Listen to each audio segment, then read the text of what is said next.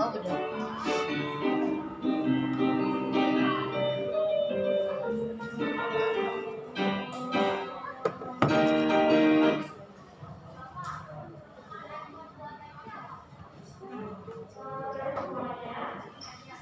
Ya, bismillahirrahmanirrahim. Assalamualaikum warahmatullahi wabarakatuh. Yang saya hormati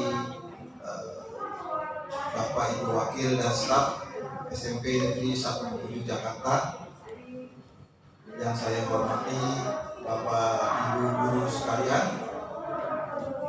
Alhamdulillah pada hari ini Senin tanggal 15 November 2022 saya mencoba ingin melakukan pengimbasan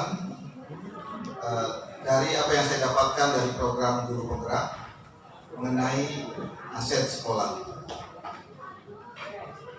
Jadi pada kesempatan ini kita coba belajar bersama, sharing bersama tentang pemahaman yang berkaitan dengan aset sekolah. Sekali lagi, Assalamualaikum warahmatullahi wabarakatuh. Waalaikumsalam warahmatullahi wabarakatuh. Rabbi sholli wa yassir amri wahlul 'uqdatam min lisani yafqahu qawli. Bismillahirrahmanirrahim. Innahu min Sulaiman wa innahu bismillahirrahmanirrahim. Bapak Ibu sekalian, sesuai dengan materi yang ingin saya sampaikan, mungkin terbesit dalam diri kita bahwa berkaitan dengan aset. Saya pikir pun dulu yang namanya aset pasti yang kaitannya dengan apa? Bu ini kira-kira kalau yang berkaitan dengan aset, harta kekayaan, ya, baik intelektual maupun non intelektual. Tapi di sini kita coba memaknai daripada aset, bahwa aset itu di sekolah ibarat ekosistem. Ya, ada ekosistem. Kalau di dalam biologi itu, kalau kata Pak Sugidi, ada lingkungan biotik dan lingkungan abiotik. Nah, di sini kita coba memaknai daripada aset yang ada di sekolah, yang mana dalam aset sekolah ini ada 7 komponen. Ya, 7 komponen daripada aset. Jadi ternyata setelah kita saya pelajari, ternyata ada 7 komponen yang terdapat dalam aset. Ya. Tapi pemantik daripada yang berkaitan dengan aset ini adalah bahwa ketika kita memandang sesuatu itu, ketika kita memandang di lingkungan sekolah, kita harus melakukan pendekatan berbasis aset. Ya, jadi ada pendekatan baru, pendekatan komunitas berbasis aset. Insya Allah kalau dari semua sentra pendidikan, guru, murid, orang tua, ya, ada sepemahaman mengenai aset ini, insya Allah sekolah kita khususnya maupun wilayah-wilayah di DKI dan Indonesia akan berjalan dengan lancar. Bapak Ibu sekalian, saya ingin mencoba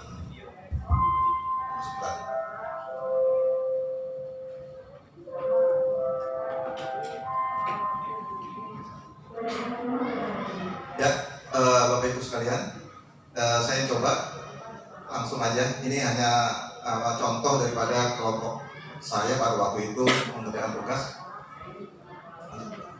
Nah, Bapak Ibu sekalian, ternyata di semua lingkungan sekolah, ketika kita melakukan identifikasi, nah di sini ada yang pertama adalah manusia, ya, manusia, sosial, politik, agama, ya, modal fisik, lingkungan alam, dan finansial. Nah, di sini ternyata kalau yang sebelumnya yang saya pahami hanya aset finansial, manusia, modal fisik dan sosial. Ternyata ya semuanya ada. Silakan lanjut lagi. Bapak Ibu sekalian, contohnya nanti akan diputar videonya, tapi ini hanya sekilas saja. Intinya bahwa manusia sebagai salah satu aset yang ada di sekolah. Kalau kita memetakan, ya contohnya di SMP 167 ataupun sekolah-sekolah lainnya, kalau kita lihat berdasarkan kualifikasi, jadi kalau kita menggunakan pendekatan komunitas berbasis aset, ada 3 yang kita nilai: kualifikasi, kekuatan, dan pemanfaatannya. Contohnya manusia, ya, ada yang terlihat dan tidak terlihat, ya, ada kesehatan, pendidikan, ya. Jadi kalau dipetakan banyak yang ada di sekolah kita ini. Terus kekuatannya apa saja? Kepala sekolah sudah pasti, guru, murid, komite, pengawas, dan alumni. Ya. Itu merupakan aset daripada kekuatan yang mana apabila dimanfaatkan, ya semuanya harus melakukan pendekatan berbasis aset. Ketika seorang kepala sekolah melihat segala sesuatu, harus melakukan pendekatan berbasis aset, tidak berdasarkan asumsi. Guru juga sama, dalam benak pikiran kita harus melakukan pendekatan berbasis aset. Jadi apa yang kita hadapi jangan dilihat daripada kelemahannya. Jadi kalau selama ini kita menggunakan analisis SWOT, kalau analisis SWOT itu kan ada kekuatan, kelemahan, ya, strength, weakness, ya kan. Nah, tapi di sini kita yang dilihat adalah aset, dan aset, ya. Peluang maju, positif, dan positif. Kedua, inquiry apresiatif. Jadi dalam PKBA ini, ya, baik kepala sekolah, guru, murid, komite, pengawas, syukur-syukur alumni mau menerapkan inquiry apresiatif, ya insya Allah, meskipun hanya sekedar teori, tapi teori apalah artinya sebuah praktek tanpa adanya teori untuk mengimbangi apa yang dilakukan. Terus mengikuti pengembangan diri sudah pasti, ya. Aset-aset yang ada di 167 itu ya banyak, misalnya kepala sekolah melakukan pelatihan apa, guru, murid, komite, ya. Bahkan sekarang sudah banyak bermunculan komunitas-komunitas pendidikan. Bahkan setiap komunitas pun bisa daftar langsung ke PNM, ya. Terus melibatkan trisentra pendidikan. Nah, kalau di manusia di sekolah, ya memang harus melibatkan 3 unsur tersebut, ya. Trisentra pendidikan. Lanjut. Saya ingatkan kembali, Bapak Ibu sekalian, ini saya coba melakukan pemetaan. Mungkin nanti kita bersama-sama kira-kira di 167 kalau dari segi manusianya apa saja ya, kualifikasinya, kekuatannya, pemanfaatannya. Nah, ini hanya beberapa contoh saja. Contoh sosial, ya, kualifikasinya sudah pasti norma jaringan.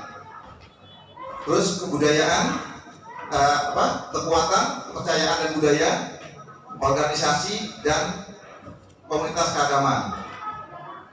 Lanjut, pemanfaatannya adalah pemberian apresiasi bagi siswa yang aktif dalam komunitas sosial, ya. Terus berpartisipasi aktif dalam kegiatan organisasi profesi sebagai wadah meningkatkan kompetensi. Ya, lanjut aja. Politik, ada beberapa kekuatan yang bisa kita gali dalam aset yang ada di sekolah kita. Ya mungkin kayak kemarin ya, skuadron pendidikan 304 403 ya Bu.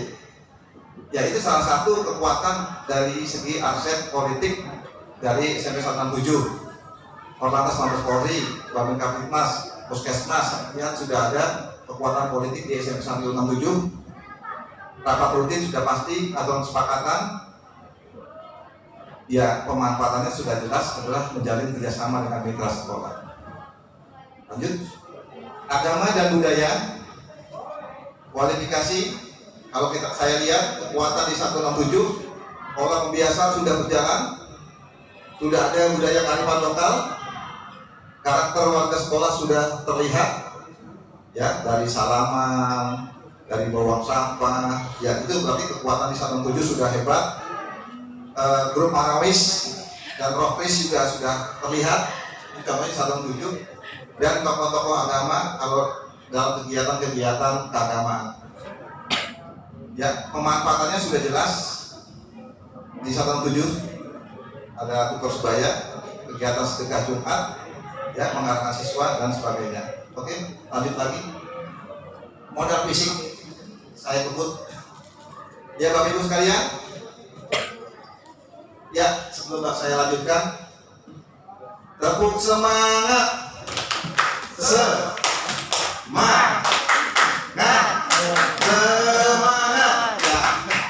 ya, tepuk semangat. Ternyata itu salah satu aset manusia, dalam hal ini gurunya. Mereka berada di dalam kelas, ya, sepele sih gitu ya, kadang-kadang cuma tepuk-tepuk aja, tapi ternyata ya energi yang negatif keluar semuanya, ya kan, ternyata ya itu tadi. Oke, lanjut. Modal fisik, lingkungan alam, modal fisik, pemanfaatan. Nah ini modal fisik, adanya pot-pot ya sudah jelas ya, kekuatan di 107 bisa terlihat di apa ya, gedung barunya, mebeler ya, semuanya sudah terlihat. Nah tinggal pemanfaatannya dengan menggunakan manajemen berbasis sekolah yang berpihak pada murid, inquiry apresiatif berdasarkan EDS. Jadi ketika EDS, evaluasi diri sekolah, itu harus menggunakan inquiry apresiatif. Terus harus juga menggunakan manajemen berbasis aset. Terus merawat sarana dan prasarana yang sudah ada, sudah pasti. Lanjut, lingkungan alam, Bapak Ibu sekalian, alhamdulillah kalau kita lihat salah satu kekuatannya adalah letak, ya, strategis, program bersih hijau atau tataran kelola, apotek hidup, taman sekolah, ya, dinas kehutanan. Jadi dalam kekuatan ini adalah bagaimana kita membangun kekuatan untuk sekolah kita. Misalnya, ya, apa yang sudah dilakukan dengan kerjasama dengan perhutani, yaitu berarti kekuatan lingkungan alam, ya.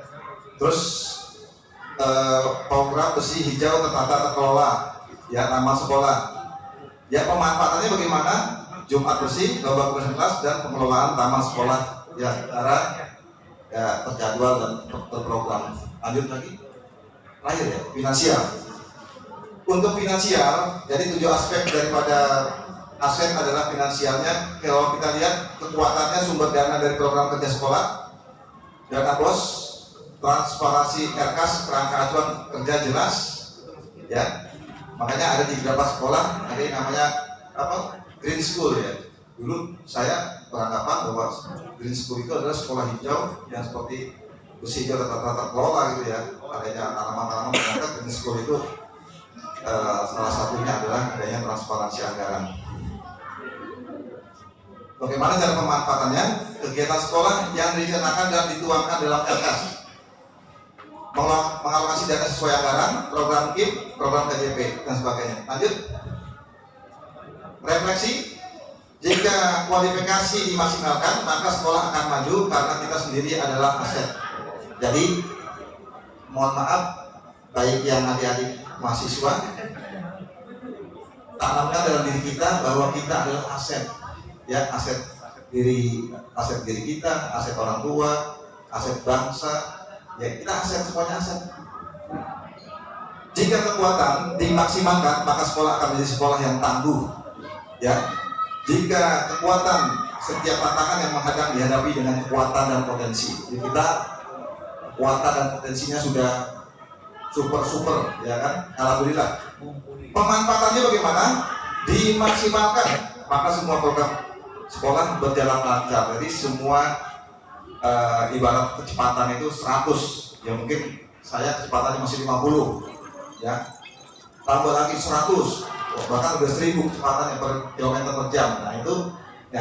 Lanjut, ini hanya sekedar kata-kata bijak bahwa kurang cerdas dapat diperbaiki dengan belajar, kurang cakap dapat dihilangkan dengan pengalaman, namun tidak jujur itu sulit diperbaiki.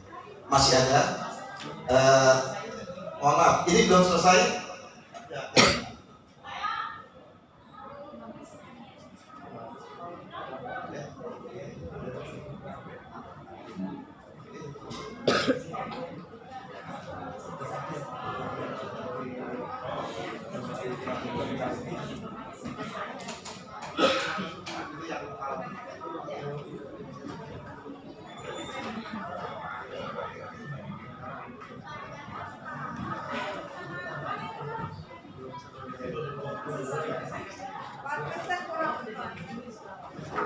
Ada sparkling.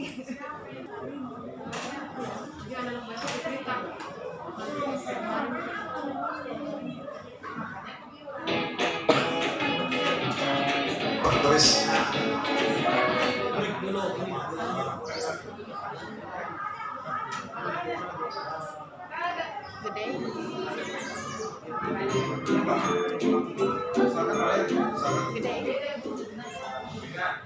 ya Bapak Ibu sekalian, ini video tentang sekolah sebagai ekosistem. Apa itu ekosistem? Sebelum kita membahas sekolah sebagai ekosistem, mari kita pahami definisi ekosistem itu sendiri. Ekosistem adalah tata interaksi antara makhluk hidup dan unsur yang tidak hidup dalam sebuah lingkungan. Ekosistem mencirikan satu pola hubungan yang saling menunjang pada sebuah teritorial atau lingkungan tertentu. ya Bapak Ibu sekalian, kembali lagi tadi berkaitan dengan aset bahwa sekolah ibaratnya sebagai ekosistem yang mana terdapat tata interaksi antara makhluk hidup dan unsur yang tidak hidup dalam sebuah lingkungan. Terus ekosistem mencirikan satu pola hubungan yang saling menunjang pada sebuah teritorial atau lingkungan tertentu. Lanjut. Sekolah sebagai ekosistem adalah sebuah bentuk interaksi antara faktor biotik atau unsur yang hidup dan faktor abiotik atau unsur yang tidak hidup. Dan lanjut aja.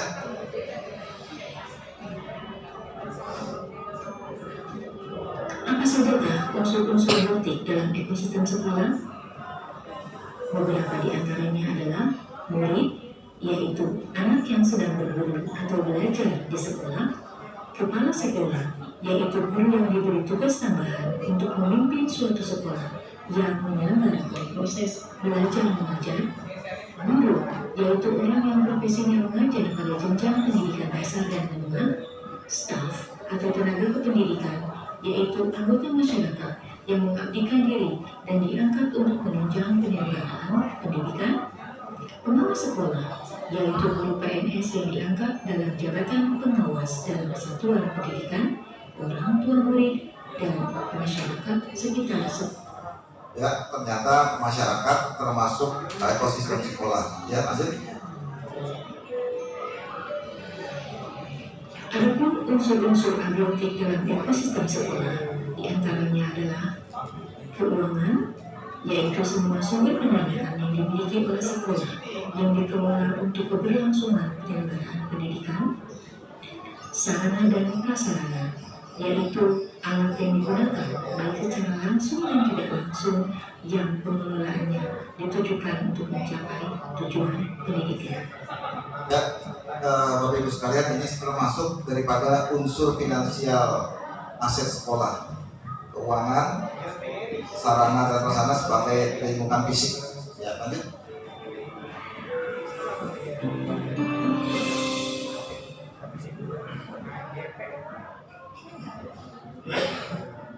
Mohon izin waktunya ya Bapak Ibu sekalian, tadi mengganggu Bapak Ibu sekalian.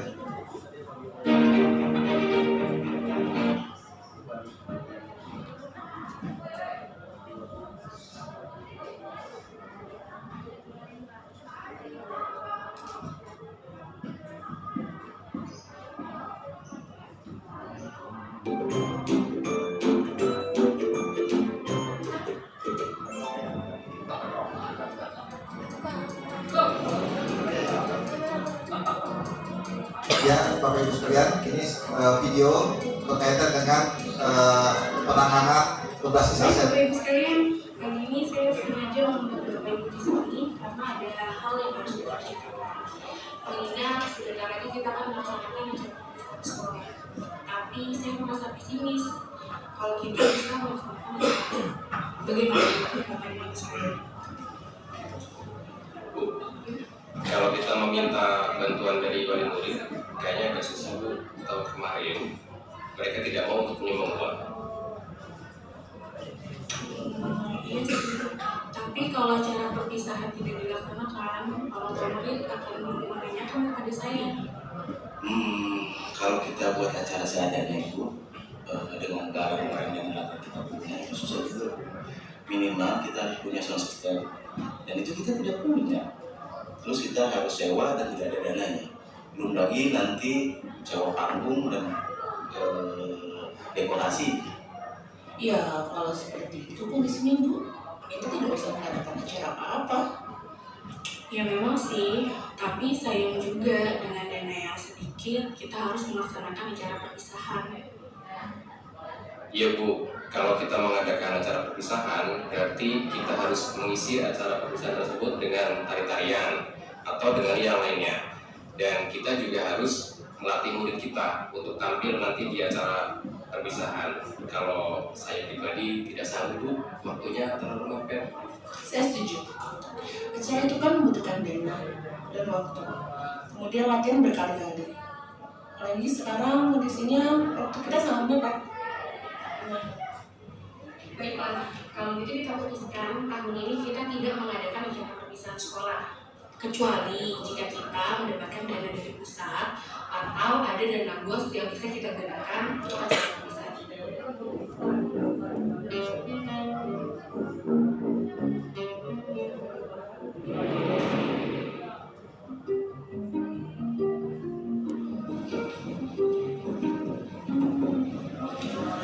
Baik Bapak dan Ibu Guru, mengingat sebentar lagi kita akan mengadakan acara perpisahan sekolah, dan sebagaimana diketahui bersama, kita memiliki anggaran yang tidak cukup banyak.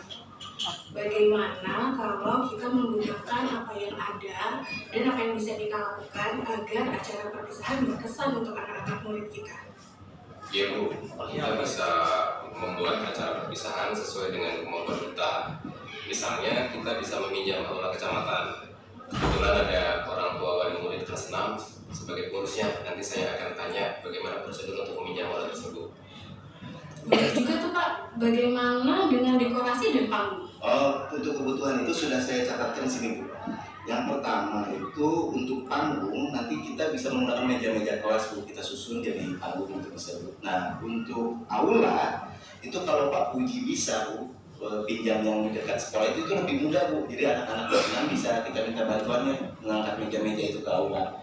Nah, terus yang ketiga Bu, untuk dekorasi sama hiasan bunga kita bisa pinjam ke guru-guru yang lain, atau kalau masih kurang kita bisa pinjam ke orang tua siswa Bu. Terus pita itu ada Bu, anak-anak kita yang bikin pita untuk keterampilan itu bisa kita gunakan.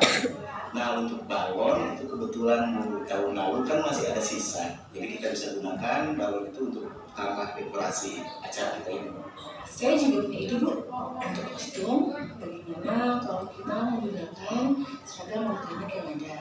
Kemudian hiasan bajunya kita bisa menggunakan karpetnya untuk rumah-rumahnya, dan bisa kita susun juga bunga-bunga di situ. Untuk hiasan kepala kita juga bisa pakai daun, seadanya yang ada di kebun. Kemudian kalau sedikit repot sih kita menggunakan karton dan kita sendiri yang mengenai. Untuk konsumsi, bagaimana kalau kita melibatkan orang tua murid untuk menyumbangkan kue-kue kering yang nanti disajikan untuk mereka juga? Bisa Bu, itu Bu, mereka boleh menyumbang sesuai kemampuan mereka tentunya. Oke, baiklah. Saya sangat senang sekali mendengar ide-ide Bapak dan Ibu guru sekalian. Ayo kita buat acara perpisahan ini menjadi berkesan buat anak-anak dan orang tuanya juga.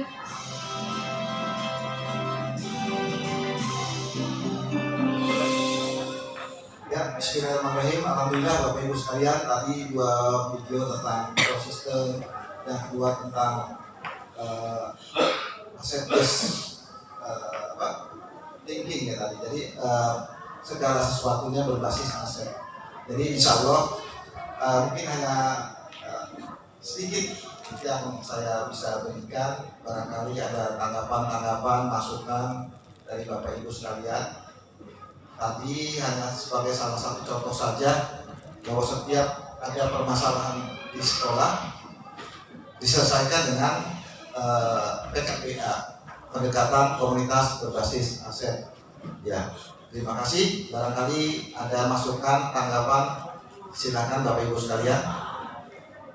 Ada dari mahasiswa, Bu Ratna, boleh kita saling berbagi saja ini, Bu Yusti, silakan.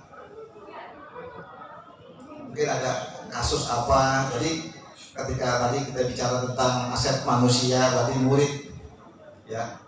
Oh, kalau murid, kalau berpikir berbasis aset seperti apa? Misalnya ada anak-anak yang ada apa?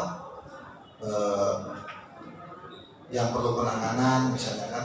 Nah, itu perlu bisa dengan menggunakan pendekatan berbasis aset dengan diperkuat dengan sertifikat restitusi, juga dengan apa? Kalau tingkat Bapak Ibu sekalian dengan coaching klinik ya, coaching klinik. Jadi setiap ada baik permasalahan dari guru, murid, siswa bisa diselesaikan. Bahkan untuk memudahkan daripada penerapan pendekatan berbasis aset ini dengan menggunakan manajemen bagja. Ya, dari manajemen bagja itu bisa dituangkan. Nanti memang agak rumit juga, tapi kalau sudah dituangkan, insya Allah akan ini. Silakan Bapak Ibu sekalian, kalau ada tanggapan, pertanyaan, boleh kita saling sharing saja.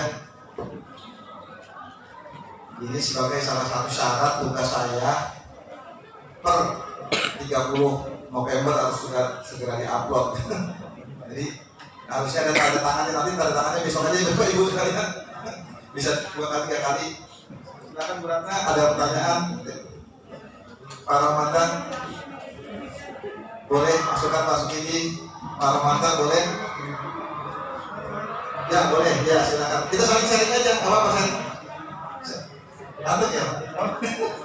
Ya. Oke. Ini tentang manusia gitu loh. Kalau anak ada yang pintar, ada yang tidak pintar, kemudian ada yang di bawah itu. Bagaimana tim penggerak untuk bisa anak itu berubah secara ya tidak-tidaknya ya 10% atau 20% atau 30%. Yang kedua Pak, ada namanya pilar kehidupan, pilar sekolah gitu Pak. Kalau nggak salah kalau di DPR ada 4 pilar gitu. Kalau sekolah pilar, apakah sama dengan ekosistem yang tadi gitu Pak? Terima kasih Pak. Luar biasa Pak Saman pertanyaannya. Ya. Tadi kalau kita memandang sesuatu itu berbasis aset, berarti kan ya namanya juga aset ya. Yang kita ketahui bahwa para pemudi kita, siswa-siswi kita adalah modal dasar pembangunan. Itu kalau dalam PPKN ya. Kembali lagi tadi 4 pilar. Ya kalau dalam MPR itu 4 pilar kebangsaan ya. Sudah jelas Undang-Undang Dasar, Pancasila, ya, Bhinneka Tunggal Ika. Nah juga NKRI harga mati. Jadi Bapak Ibu sekalian, khususnya Pak Haji Saman. Jadi ketika kita ada permasalahan, nah ini nanti ada kelanjutannya Pak Haji Saman. Dari PKBA ini ada kelanjutannya student agency. Jadi kepemimpinan murid. Nah di sini penanganan yang dilakukan dari pertanyaan Pak Haji Saman adalah dengan menerapkan student agency. Siapakah yang melaksanakannya sudah jelas ya dari BK. Ya sebenarnya kita guru pun wali kelas, nah itu juga berperan ya. Jadi nanti kasihan tugas BK kalau semuanya BK semuanya. Jadi kita ya selain sebagai manajer di kelas, ya saya pernah dapat juga ya bahwa guru adalah guru BK ketika di kelas. Ya, tapi ada tanda kutip ukurannya ya, harus punya seperti kewenangan BK gitu. Jadi itu Pak Haji Saman. Jadi untuk menumbuhkan bagaimana, nah ini tunggu Mas El, biar nggak ngantuk nih.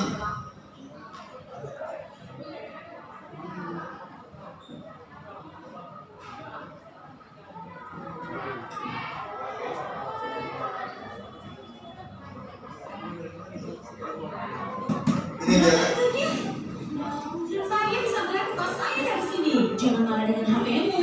Download InDrive dan sepakati harga yang wajar langsung dengan pengemudi. Ya Allah, InDrive, people driven.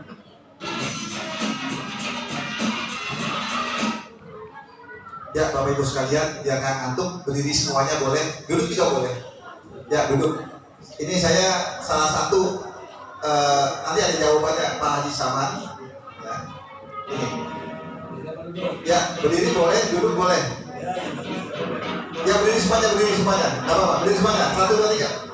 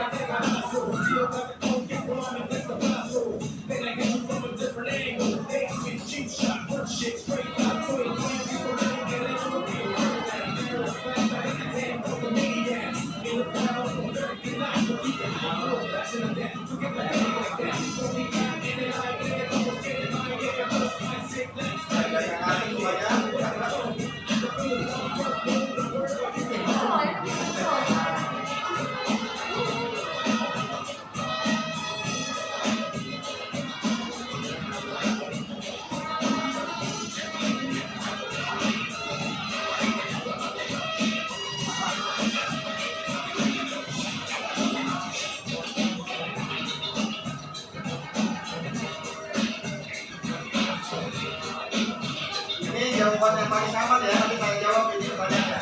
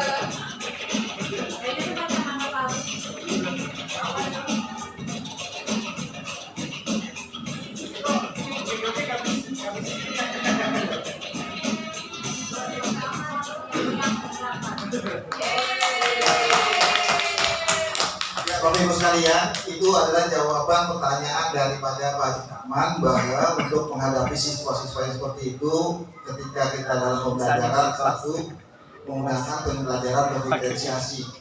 Salah satunya diintegrasikan dengan cara memasukkan PSE, pendidikan sosial emosional. Salah satunya adalah dengan melakukan senam ombak. Gitu. Saya juga baru mencoba beberapa kelas sudah ini, dan nanti kita lihat. Ya mudah-mudahan yang namanya manusia kan kembali lagi. Allah tidak akan merubah nasib satu kaum seseorang kalau kaum seseorang itu tidak mau merubah nasib sendiri. Ya, jadi setiap guru, ya saya pribadi juga merasa ini ya, belajar lagi bahwa setiap mata pelajaran harus diintegrasikan dengan PSE. Ya PSE itu macam-macam, Bapak Ibu sekalian udah hebat-hebat semuanya.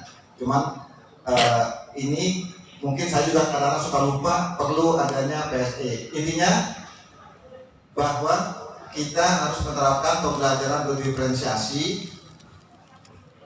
Yang pertama, berdiferensiasi konten. Kedua, diferensiasi proses. Ketiga, berdiferensiasi produk. Nah, kadang-kadang kita menilai hanya di prosesnya saja. Ya, kita tidak tahu misalnya ada guru yang melakukan, yang misalnya saya pribadi lah. Ketika kita mengajar di depan kelas, kita berpusat. Ya, kita nggak tahu bahwa guru tersebut sudah menerapkan diferensiasi konten, proses, dan produk.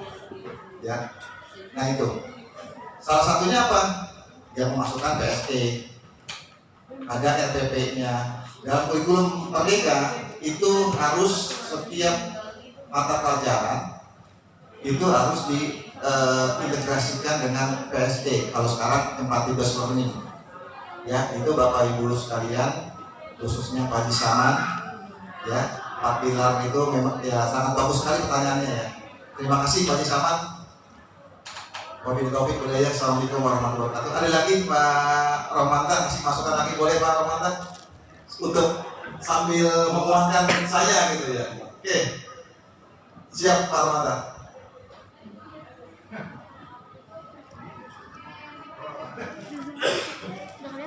Baik Mas Giri, ya mohon maaf. Boleh kasih masukan ke saya, siap. Pak Romanta dulu katanya. R, S, oh R dulu berarti Pak, R.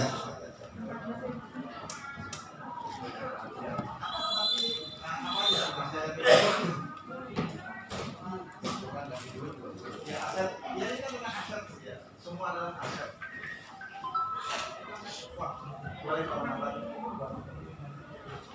Baik, terima kasih Pak Doni ya.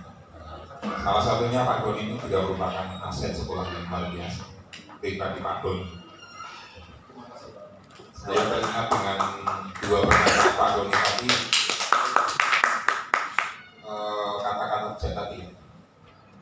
Dengan kata lain, kejujuran itu yang utama. Sama halnya ketika kita mengajar anak kepada hal yang bersifat jujur. Nah, termasuk ketika ada kasus di dalam kelas atau dalam suatu sekolah, kita gali melalui kejujuran.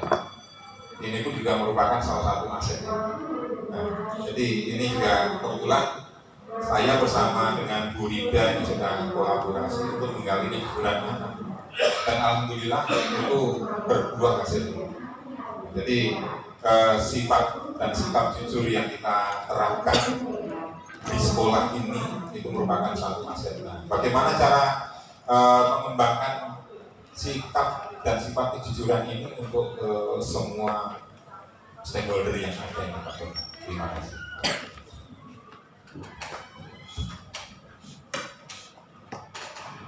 Siap Pak Romanta.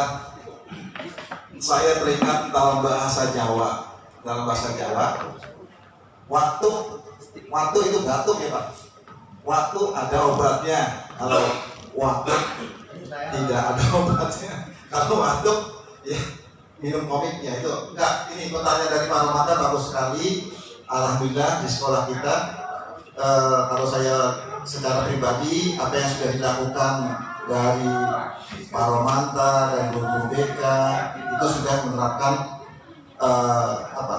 PKBA, ya, sudah menerapkan. Cuman ya mungkin istilahnya saja yang ini ya. Tapi intinya ketika permasalahan dengan PKBA tadi, ya insya Allah. Ya. Kedua, ini masalah jujur, ya. Kalau tadi Dr. Desmo kata bahwa kalau pintar itu bisa dilakukan dengan cara belajar, tapi kalau jujur itu sulit. Kalau kata Cak Lontong, apa Paromanta? Jujur itu di Indonesia ada 3 ya. Yang pertama, polisi jujur itu di Indonesia ada 3, polisi tidur. Terus apa lagi Pak? Patung polisi dan jenderal hukum. Nah, tapi ini tadi contoh kalau saya lihat Paromanta, tadi anak-anak OSIS sudah melakukan market day ya. Proses alurnya itu sebenarnya kalau kita menerapkan pendekatan berbasis aset itu bisa diajarkan bagaimana cara agar menjadi orang yang jujur, ya. Proyek P5 yang sudah dilakukan dengan koordinatornya Bu Kamsia itu kewirausahaan, di situ diajarkan kejujuran. Jadi proses yang dilakukan di S167 contohnya dalam proyek P5, ya insya Allah itu adalah suatu langkah jawaban yang ditanyakan Pak Romanta. Cuma memang gini, proyek P5 ini, proyek ini hanya fasenya fase D, D-nya hanya baru kelas 7 saja di kita ya. Coba kalau saatnya kelas 7, 8, 9, ya makanya ingat kemarin ada dari pimpinan kita bahwa ya meskipun kelas 8, kelas 9 ya dimasukkanlah inilah ada ruh-ruhnya kurikulum merdeka. Jadi insya Allah ya, insya Allah para mantan, meskipun Allah tidak akan merubah nasib satu kalau seseorang itu tidak merubah nasib sendiri, tapi dengan cara satu melakukan dibumikannya gerakan inquiry apresiatif, dibumikannya PKBA berbasis aset. Jadi semua pokoknya ya ada sampah aset, ya pokoknya semuanya aset deh, nggak. Jadi insya Allah, nah nanti itu tadi ya masih kurang jelas para mantan. Meskipun kembali lagi ya tadi kejujuran itu sebenarnya barang yang sangat sesuatu hal yang sangat mahal sekali di bangsa kita ini. Nah, tapi mudah-mudahan 167 berproses diawali dengan adanya proyek P5 ini ya dari 6 dimensi. Jadi 6 dimensi yang dikemukakan daripada kementerian itu nggak sembarangan, itu berdasarkan hasil penelitian, berdasarkan isu global, sehingga tersalinglah menjadi 6 dimensi tersebut ya. Nanti diharapkan kalau 6 dimensi itu dijalankan ibarat roda, salah satunya kejujuran ya akan tercapai sesuai dengan visi dan misi daripada sekolah. Terima kasih Pak Romanta.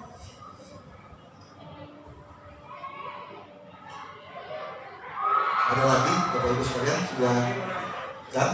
Boleh? Bagus. Bu Ayu, Pak Wiwi, Bu Teti. Ya Bapak Ibu sekalian,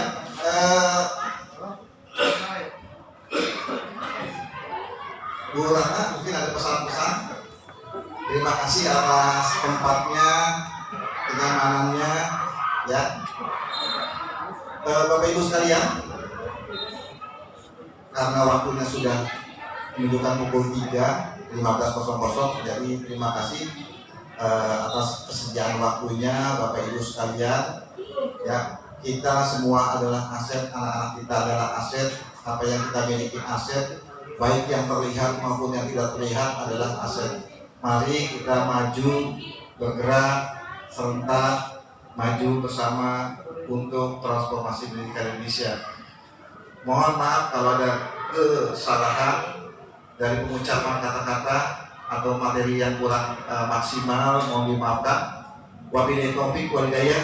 Wassalamualaikum warahmatullahi wabarakatuh.